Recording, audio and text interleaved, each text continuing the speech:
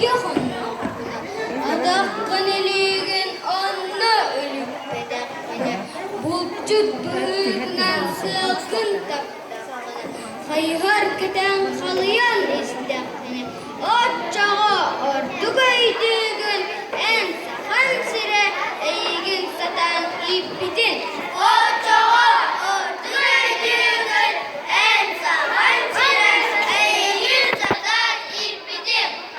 Dongan baran iki mini istakine Korkuyan baran minnigas kiliye bir şey dakkına Atakattan ıstıgın bütün dağıstana Sunka sabas oturanak balıkkına Oçağa ordu öydüğün en terebüt duydum Baramar bayım ulu betin Oçağa ordu öydüğün en terebüt duydum Baramar bayım ulu betin Ölün eren çugan dağarım erehüyden kahata dağına Dulayak oğam sinelin tellağıtten tutulduran öte dağına Oçağa artık öydüğün esteği ölerü Kaykal çalata boların Oçağa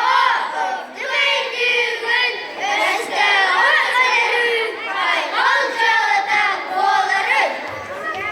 Tavakal kimin tuztak kılığın Sinelin seğine ilke gebiye Birden bir kanadı elden istakına Birden bir öster sullu düzlerine Otağa oldu öydüğün Yen öydüğün yeskin dölerken Otağa oldu öydüğün Yen öydüğün yeskin dölerken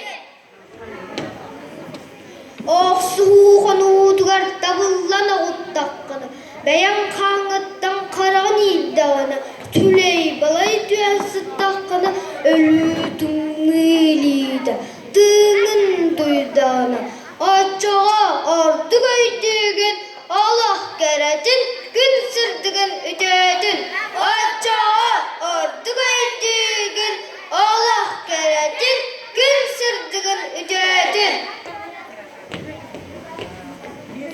Tabarın sığılan kalem baskı sabah baydana bul canına